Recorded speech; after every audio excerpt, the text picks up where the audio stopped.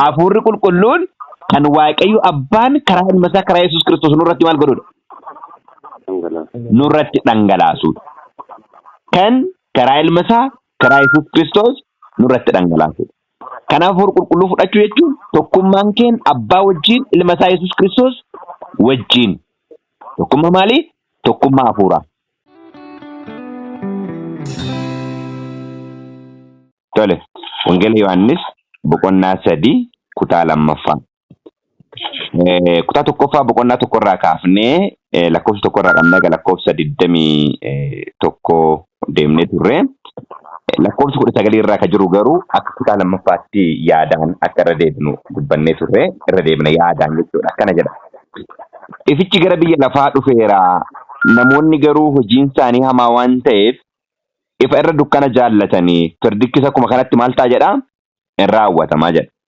Irraa raawwatamaa jedha. Baay'ee namatti tola. Wangeela Yohaannis boqonnaa 1 lakkoofsa 4 irratti waan tokko ilaallee ture. Akkas jedha. Jireenyi isa keessa ture, jireenyis maal ture jedha? Ifa namootaa ture jedha. Jireenyi isa keessa ture, jireenyis ifa namootaa ture jedha. Ergaa Yohaannis itti tokkoffaa boqonnaa 1 lakkoofsa 5 irratti Waaqayyo maalidha jedha? Ifaa jedha. Ergaa Yohaannis isa tokkoffaa boqonnaa 1 lakkoofsa 5 irraa akkana jedha. Waaqayyo ifaa jedha. Kana jechuun Waaqayyo maalidha? Jireenya. Ergaa Yohaannis isa tokkoffaa 1:5 irratti. 5:11 irratti immoo akkana jedha. Ergaa Yohaannis isa tokkoffaa 5:11 irratti Waaqayyo jireenya bara baraa nuuf kenne. Jireenyi bara baraa kunis eenyu keessatti argama jedha? Ilma isaa Yesuus Kiristoos keessatti argama jedha. Amma meecheenii kana Wangeela Yohaannis 1:4 wajjin wal qirreessu. 1:4 maal jedha? Wangeela Yohaannis boqonnaa 1 lakkoofsa 4 irratti jireenyichi isa keessa ture. Jireenyis maal ture jedha? Ifa namootaa ture jedha. Ifa namootaa ture jedha. Kanaaf Kiristoos ifa biyya lafaati gaafa jennu jireenyi isaa maal ture jechuudha? Ifa ture jechuudha. Jireenyi isaa ifa ture. Isin ifa biyya lafaati Maatewos irratti gaafa jedhu nullee ifa biyya lafaa ta'uu qabu maal kenna jechuudha? Jireenya kenna. Lallaba kenna miti. Faaruu faarsinu miti. Lallaba lallabnu miti. Waan adda addaa jireenya keenya keessatti ariitii hin goona jennee namoonni ittiin gaarummaa ofii ittiin lakkaa'anii miti. Jireenyi deelii mana jiran. Jireenyi ollaa keenya bira jiran. Jireenyi eenyummaan keenya ittiin mul'atu isaa jechuudha ifti. Isaadha jechuudha ifti. Kanaaf namoonni jireenyi isaanii ifaa waan hin taaneef, jireenyi isaanii kasamii wajjin walii galu waan hin taaneef gara eenyuun dhufan? Gara isa jireenya ta'ee, gara isa ifa ta'ee, gara Yesuus Kiristoos maal hin ta'an jechuudha? Hin dhufanii jechuudha. Lakkoofsa 20. Hamaa kan hojjetu hundinuu kanaafidha.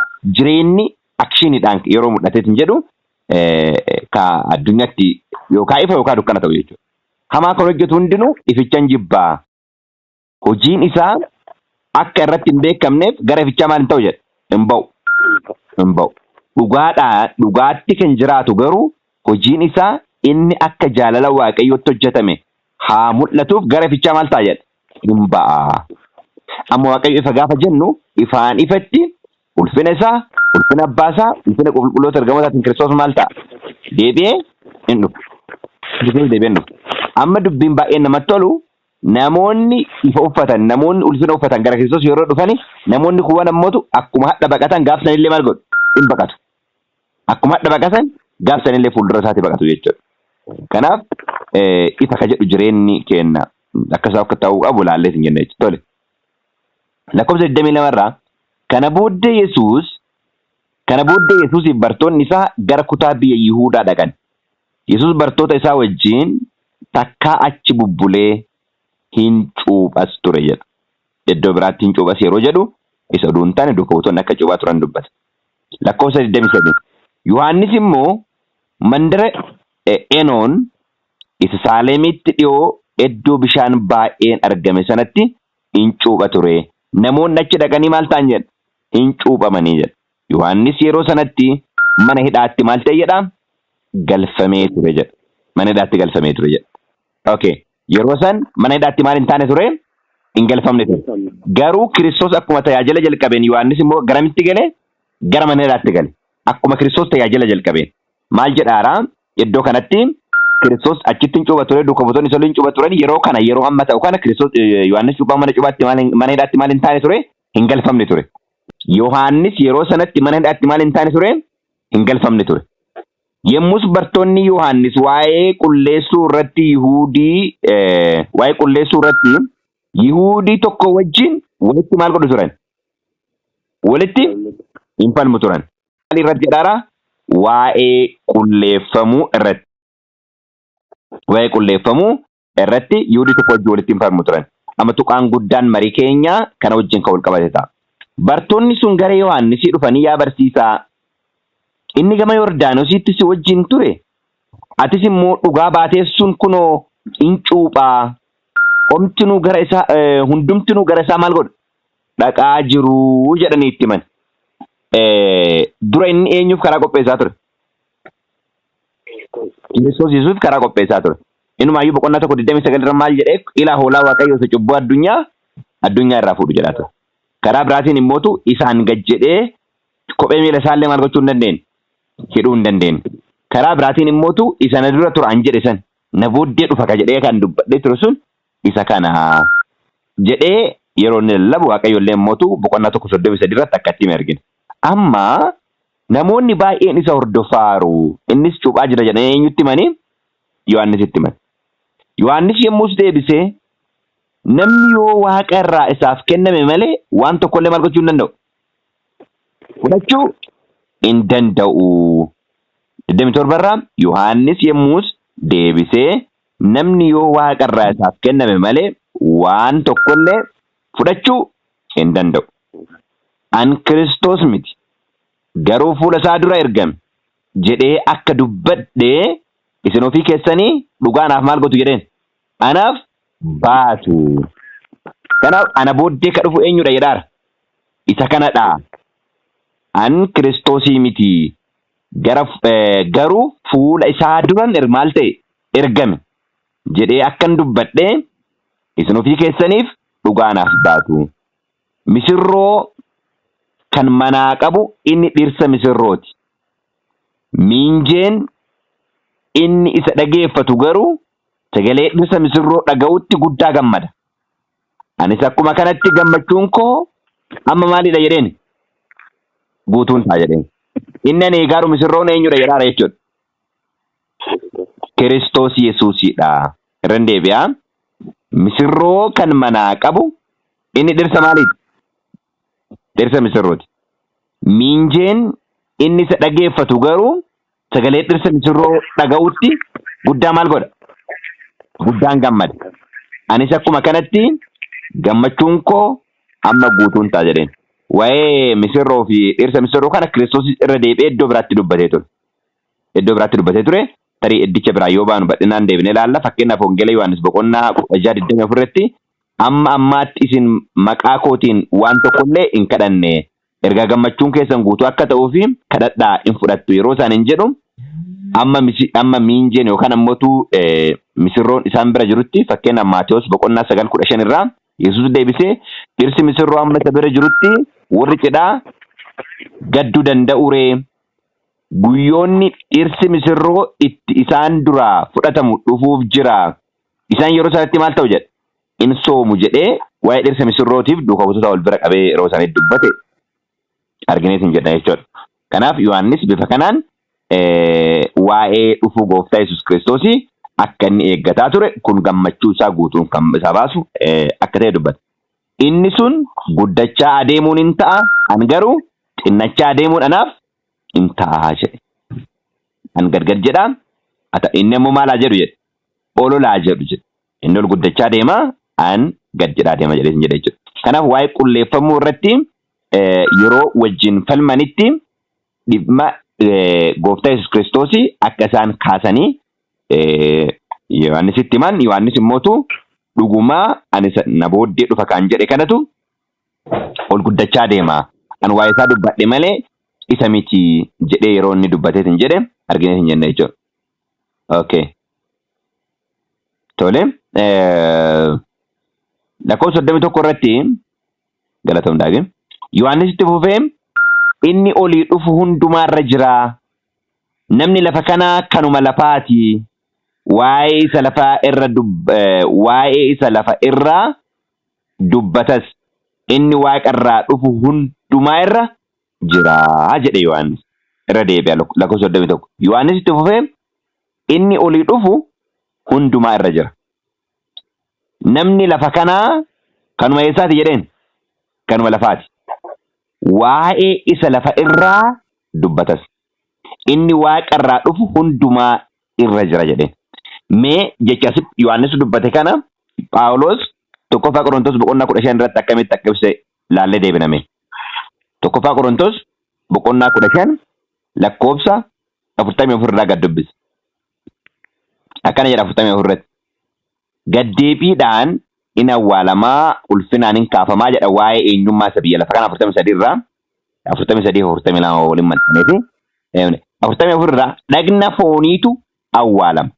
Dhagna hafuuraatu maal ta'a? Kaafama. Dhagna foonii erga jiraate dhagni hafuuraas immoo ni jira jedha. Kana jechuun kan hin duune jechuudha. Okay. 45. Caaffanni qulqullaa'aan Addaamni duraa foon lubbuu qabu ta'e. Addaamni lammaffaan immoo maal ta'e? Hafuura jireenya kennu ta'e. Wangeela Yohaannis 3 irratti nama foonitti kan dhalate foonii, nama hafuuraatti kan dhalate maalidha jenneera? Hafuuraa jenneera. Hafuura ka ta'e ka jennu eenyudha jechuudha? Kiristoos Yesuusiidha jechuudha. Addaamni jalqabaa nama jiraata ta'e. Addaamni lammaffaa hafuura jireenya kennu ta'e. Kanaaf amma hafuuratti dhalanne gaafa jennu eenyutti dhalanne jechuudha? Kiristoositti dhalanne jechuudha. 46. Dhagna fooniitu dura bu'e malee dhagni hafuuraa miti. Kana booddee dhagna hafuuraatu argame. Namichi inni duraa biyyoo irraa waan uumame. Akkuma Yohaannis jedhe namicha isa duraa jedhe. Namichi inni lammaffaan immoo eessarraa dhufe jedheen? Waaqa irraati. Warri biyya lafaa akka namicha biyya lafaa sanaati. Warri biyya waaqaa akka namicha waaqa irraa sanaati. Bifa namicha isa biyya lafaa akka fudhanne akkasuma immoo bifa namicha isa waaqa irraas fudhachuuf jirra. Obboloota koo namni fooniif dhiigaan mootummaa Waaqayyootti galuu yookiis wanti badu wanta hin banne keessa hirmaachuu akka hin dandeenye nuyi beenna jedheetiin jedha jechuudha. Kanaaf isa biyya lafaa ka jedhameetiin jedhe namummaa isa hin jijjiiramne isa eenyurraa dhalateedha? Addaamiin irraa dhalateedha. Namummaa inni lammaffaan immoo Addaam isa lammataa hafuura kan jedhame Kiristoos irraa kan maal ta'edha? Kan dhalateedha. Kanaaf namni biyya lafaa kanuma lafaati gaafa jedhu Roomee boqonnaa 8 lakkoofsa 5 irratti namni foonii waanuma foonii yaada. Namni hafuuraa waan hafuuraa maal godha? Yaada jechuudha. Kanaaf garaagarummaa guddaatu uumameetiin jira jechuudha. Eenyummaa fooniitii fi eenyummaa hafuuraa gidduutti. Kanaaf Phaawulos an eenyummaa koo guyyaa guyyaatti maalan godha jedha? Nan ajjeesa jedha. Kanaaf du'atti dabarfamnee kennamna akka hoolota qalamaaniitti kan yeroo jedhu jira. Galaatiyaa 2:20 irratti immoo kanaan booda anaa miti ka jiraatu. Kiristoos Yesuus ilma Waaqayyoo sanaaf jedhee du'eetu anaaf maal godha jedha? Jiraataa jedha. Kanaaf 32 irratti isa arge isa dhagaye sanas dhugaa hin ba'a. Isa inni dhugaa ba'us homtuu maal hin godhu? Hin fudhatu. Eenyutu isa arge isa dhagaye san dhugaa ba'a? Namicha isa eessaati? Isa waaqarraati. Inni eenyunni? Kiristoos Yesuusidha jechuudha. Okay. Wanti inni arge wanti inni dhugaa ba'u waa'ee maaliiti? Waa'ee abbaa isaati. Wangeela Yohaannis 3:11 irra yeroo dubbifnu gubbaarra deebinee dhugumaan sitti himaa. Nuyi isa beeknu dubbanna. Isa argines dhugaan baana. Utuma ta'uyyuu isin isa nuyi dhugaa baanu maal hin gootan jedha? Hin fudhattan. Jedhee Niqoodemoositti yeroo dubbatu Kiristoos argina jechuudha. Kanaaf nu isa argine isa arge isa dhagaye sanas in dubbata. Dhugaan ba'a. Inni kun inni waaqarraa yookaan ammoo Kiristoos jechuudha. Isa inni dhugaa ba'us homtuu maal hin godhu? Hin fudhatu jedhee akkuma Kiristoos wangeela Yohaannis 3:11 irra dubbate 3:32 irratti illee Yohaannis illee irra deebi'ee dubbate jechuudha. Isa inni dhugaa ba'u kan fudhatu immoo Waaqayyo dhuga qabeessa akka ta'e mallattoodhaan maal godheera? Cimse. Isa eenyu dhugaa ba'u yoo fudhan? Isa Kiristoos dhugaa ba'u yoo fudhan. Okay, mee waan Kiristoos dhugaa ba'e keessaa tokko yoo fudhanneef hin jenne macaafni qulqulluun maal jedhaa? Aan ilma waaqayyootii jedha wangeela Yohaannis boqonnaa 10:36 irratti. Waaqayyo tokkicha isaa amma kennutti biyya lafaa jaallate dubbiin jedhu dubbii bu'uuraati jechuudha.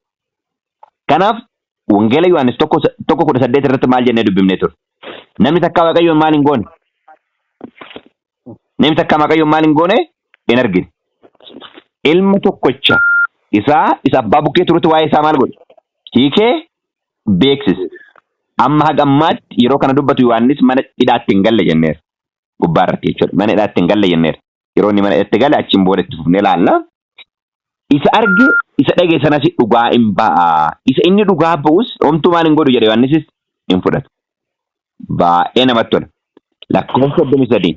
Isa inni dhugaa ba'u kan fudhatu immoo Waaqayyo dhuga qabeessa akka ta'e mallattoodhaan maal godheera? Namni waan Waaqayyo jedhe mallattoodhaan cimsu yookaan ammoo dhugaa kana fudhatee mirkaneessu nama waan Kiristoos jedhe qofa amanuu duwwaadha. Nama waan Kiristoos dhugaa ba'e fudhatu duwwaadha. 34 itti deebinaa inni Waaqayyo isa erge dubbiidhuma Waaqayyo maal godha? Dubbata. Inni Waaqayyo isa erge dubbiidhuma Waaqayyo dubbata. Eenyuun erge Waaqayyo?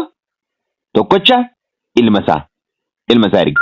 Kanaaf Kiristoos dubbiidhuma Waaqayyo maal godha jechuudha? Dubbata. Baay'ee gaariidha. Waaqayyo hafuuricha maal malee kenna hoo jedha? Waaqayyo hafuuricha maal malee kenna hoo? Safara malee kenna hoo? Okay. Hafuurri Waaqayyo safara malee kennu kun hafuura maal inni? Hafuura qulqulluudha moo hafuura xuraadha? Hafuura qulqulluudha. Hafuurri qulqulluun macaafa qulqulluu keessatti tokkochuma. Kanaaf Waaqayyo hafuuricha safara malee kenna hoo? Kanaaf Waaqayyo hafuuricha safara malee eenyuuf kenne? Isa erge ilma isaatiif kenne jechuudha. Lakkoofsa 35 maal jedhaa? Abbaan ilma isaa jaallata waan hundumaa harka isaatti kennuudhaaf isa maal godhe? Waan hundumaa harka isaatti kenneera jedha. Waan hundumaa harka kennuuf isa dhaabe kan jedhu Ibroota irra jira. Okay. Waan hundumaa isaatti kenneera jedha. Okay. Mee macaafni qulqulluun akkana jedha. Ergaa yoo eenyu Roomee boqonnaa 8:32 irratti Waaqayyo erga ilma isaa kennuutti hin sassanne karaa ilma isaa akkasumatti 32 irraa Waaqayyo ilma isaa utuu hin mararfatiin hunduma keenyaaf dabarsee erga kenne waan hundumaa immoo ilma isaa wajjin tola maal hin godhure jedha. Tola nuuf hin kennure jedha. Amma mee waan ilma isaatiif kenne kana irratti xiyyeeffanna. Ilma isaatiif hafuura isaa safara malee maal godheera? Kenneera. Kanaaf ilma isaa wajjin hafuura nuufillee safara malee nurratti maal godha jechuudha? Nurratti dhangalaasa karaa ilma isaa. Sababni isaa Luqaas 11:13 irraa maal jedha? Luqaas boqonnaa 11:13 irraa sagantaa gad dubbisuu dandeettanii 13 qofaan dubbisaa. Egaa isin namoota taatanii utuu jirtanii ijoollee keessaniif kennaa gaarii kennuu erga beektanii abbaan keessan inni waaqarraa immoo ammam isa caalaa warra isa kadhataniif maal hin kennure jedha? Hafuura qulqulluu hin kennure jedha. Okay. Yeroo kadhannu Waaqayyoon maqaa eenyuutiin kadhanna? Maqaa eenyuutiin kadhanna? Maqaa Gooftaa Yesuus Kiristoosiin kadhanna jechuudha. Maqaa isaatiin kadhanna gaafa jennu Waaqayyo immoo waan maqaa isaatiin kadhanne hundumayyuu karaa ilma isaa karaa Yesuus Kiristoos nurratti maal godha jechuudha? Nurratti dhangalaasa. Akka mata duree kanaatti hafuura qulqulluu Waaqayyo karaa ilma isaa karaa Yesuus Kiristoos maal godha jechuudha? Nu kenna jechuudha. Nu kenna jechuudha. Baay'ee namatti tola. Exactly dubbii akka jedhu dubbisa. Titoos yeroo baay'ee irra deebinee dubbifna. Titoos boqonnaa 3 lakkoofsa 5-6 maal jedhaa? Waaqayyo hojii nuyi qajeelummaadhaan hojjenneef utuu hin ta'in akka araara isaatiitti dhiqannaa lammaffaa dhalachuuti haaressu hafuura qulqulluutiin maal godhe? Nu fayyise. Hafuurichis isa inni karaa Yesuus Kiristoos fayyisaa kennaa arjummaadhaan duratti maal godheera jedha? Dhangalaaseedha jedha. Dhangalaaseedha jedha. Kanaaf wangeela Yohaannisitti yeroo deebine Waaqayyo hafuura isaa safara malee ilma isaatiin maal godhe? Kenne. Ilma isaatiif kenne. Amma immoo nullee karaa ilma isaa hafuura qulqulluu irratti maal godhe jechuudha? Dhangalaase jechuudha. Amma yeroo baay'ee namoonni waa'ee waaqummaa yeroo nuti dubbannu firaastireet kan isaan ta'anii obboloota koo amma irra deebiin dubbadha. Hafuurri qulqulluun hin jiru waan jedhu qayyabannaa gadhaa keessa namni dhaga'ee beeku jira. Yaada hafuurri qulqulluun hin jiru jedhu nu qayyabannaa keenya keessatti kaafnee beennaa agarraa. Hin beenu. Especially waggaa sadiif naannoo saniif ka'uudhaan deemaarru as keessa jiru. Amma irraa guyyaa tokko hafuurri qulqulluun hin jiru jedhee dubbadhee beekaa? Garuu hafuurri qulqulluun kan Waaqayyo Abbaan karaa Ilma isaa karaa Yesuus Kiristoos nurratti maal godhudha? Nurratti dhangalaasuudha. Kan karaa Ilma isaa karaa Yesuus Kiristoos nurratti dhangalaasuudha. Kanaaf hafuura qulqulluu fudhachuu jechuun tokkummaan keenya Abbaa wajjin Ilma isaa Yesuus Kiristoos wajjin. Tokkummaa maalii? Tokkummaa hafuuraa. Abbaan Ilma isaatii waan kenneef Ilmi isaa immoo nu waan kenneef hidhata Abbaa wajjin karaa Yesuus Kiristoos qabnu. Akkasumas Efesoon boqonnaa 2 lakkoofsa 16-18 yeroo dubbattan especially 18tti nuti hafuuruma tokkoon karaa Ilma isaa karaa Yesuus Kiristoos akka itti eenyuun bira geenyu qabna jedha. Akka abbaa bira geenyu qabna jedha. Akka abbaa bira geenyu qabna jedha Macaafni Qulqulluun. Kanaaf kallattiisanii ilaallee hin jenne. Abbaan hafuura ofii Ilma isaa irratti dhangalaase. Karaa Ilma isaa karaa Yesuus Kiristoos immoo hafuura isaa nurratti maal godhe? Dhangalaase. Kanaaf Galaatiyaa 4:6 akkana jedha. Galaatiyaa boqonnaa 4 lakkoofsa 6 isin ilmaan isaa ta'uu keessan agarsiisuudhaaf Waaqayyo hafuura Ilma isaa isa abbaa jedhee waammatu garaa keessan keessatti maal godhe jedha? Erge jedha. Egaa atisichi karaa Waaqayyo garbicha miti. Ilma malee erga ilma taate immoo qabeenyaa abbaa keetii darbitee argachuuf jirta jedha galanni Waaqaa. Tole. Iddoo biraatti immoo Kiristoos hafuura ofii isaa irraa maal godhe? Nuuf kenne. Wanta akkas jedhameef hafuurri nuti argannu hafuura eenyuti jechuudha. Hafuura Yesuusiti jechuudha. Abbaan hafuura Ilma isaa nuuf kenne hafuurichi hafuura Yesuusiti jechuudha. Abbatu hafuura Ilma isaa maal godhe? Nuuf kenne. Kanaaf hafuurri nu fudhannu hafuura Ilmaa waan ta'eef hafuura Yesuus Kiristoositi. Yesuus immoo maal jedha? Hafuura ofii isaa irraa nuuf kenne. Kanaaf hafuurri nuti fudhannu hafuura eenyu qofa obboloota koo? Hafuura Yesuus Kiristoosii qofa. Hafuura qulqulluu kan nu jennee fudhannu hafuura eenyu qofa? Hafuura Yesuus Kiristoosii qofa. Sababni isaa namummaa ka beeku eenyu qofa? Namummaa ka beeku eenyu qofa obboloota koo? Yesuus Kiristoos qofadha jechuudha. Kanaaf abbaan karaa Ilma isaa karaa Yesuus Kiristoos hafuura qulqulluu nurratti dhangalaaseetiin jedhee jechuudha. Baay'ee gaariidha. Tole. Kanaaf amma hirmaattota eebba samii irraa nuti kataaneetiin jennu karaa eenyuti jechuudha? Karaa Yesuus Kiristoosiiti jechuudha. Kanaaf isa wajjin walitti maxxanuun anaaf isiniif filannoo kan hin qabnedha. 36. Namni Ilma Waaqayyootti amanu jireenya bara baraa qaba. Ilma Waaqayyoof kan hin abboomamne garuu jireenya hin argatu. Dheekkamsa Waaqayyootu isarratti maal godhe jedha? Isarratti hafee jedha. Hafa malee. Dheekkamsa Waaqayyootu isarratti hafa malee. Dheekkamsi Waaqayyoo kan qabbanaa'e karaa aarsaa Ilma isaa Yesuus Kiristoos. Karaa dhiiga inni maal godheedha? Dhiiga inni dhangalaasee dhiiga ofiitiin Waaqayyotti maal godhe? Waaqayyotti nu araarte jechuudha. Nu araarte jechuudha. Kanaaf ammallee nuti afaan Kiristoos taanee addunyaatti maal goona? Addunyaatti dhugaa baana. Addunyaatti lallabnaa jechuudha. Lallabna jechuudha. Kanaaf dhugaa kanarra dhaabannee alaabaa Amaanu'el jaalalaan ol qabu akka dandeenyu. Keessumaanuu dubbiin cimaan ifa gara ifaatti dhufnee ifa taanee addunyaadhaaf ifuu akka dandeenyu. Akka barraa'etti dubbii Kiristoos dhugaa ba'e fudhachuu akka dandeenyu Waaqayyo kan nageenyi nuuf haa eebbisu. Guddaa eebbifamaa.